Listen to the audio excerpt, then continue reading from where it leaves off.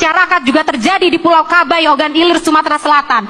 Tanah hasil program Nawacita Presiden Joko Widodo yang sudah dijanjikan akan diberikan kepada masyarakat, tiba-tiba ditarik kembali sertifikatnya, dan kemudian tanah tersebut berubah menjadi industri dan perkebunan kelapa sawit.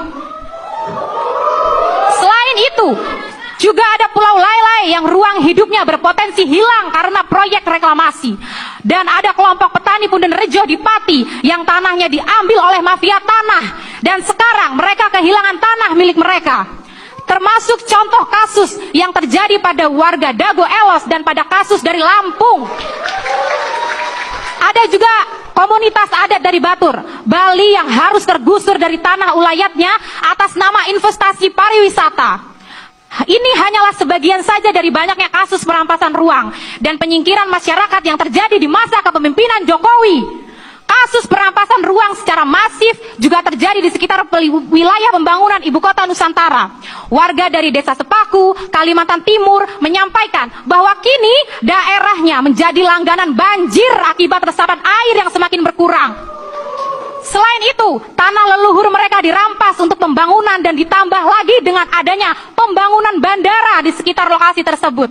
Pembangunan IKN tidak hanya merampas ruang hidup, tapi juga menghilangkan sumber kehidupan warga. Tingginya kasus perampasan ruang dalam 10 tahun terakhir ini berkelindahan dengan tingginya kasus kriminalisasi pada pejuang dan pembela HAM. Apalagi jika kita berbicara tentang ruang lingkup yang dirusak karena pembabatan hutan secara liar dan pembangunan industri ekstraktif yang ugal-ugalan. Di wilayah Sulawesi Tenggara, Torobolu, warga yang berprofesi sebagai nelayan mulai sulit mendapatkan ikan karena airnya tercemar.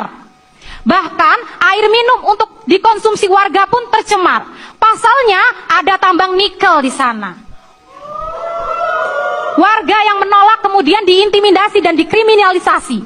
Hal serupa juga terjadi di desa Pantani, Halmahera Utara yang terancam tergusur, juga tercemar karena adanya operasi perusahaan tambang nikel dari PT IWIP. Selain nikel, juga ada warga dari kaki Gunung Gede yang terancam lingkungannya karena adanya perencanaan dari PT Geopatra Daya Mas untuk mengekstraksi panas bumi Gunung Gede, Pangrango sebagai energi geometra. Pengunjung Mahkamah Rakyat yang saya yakin selalu semangat untuk berjuang,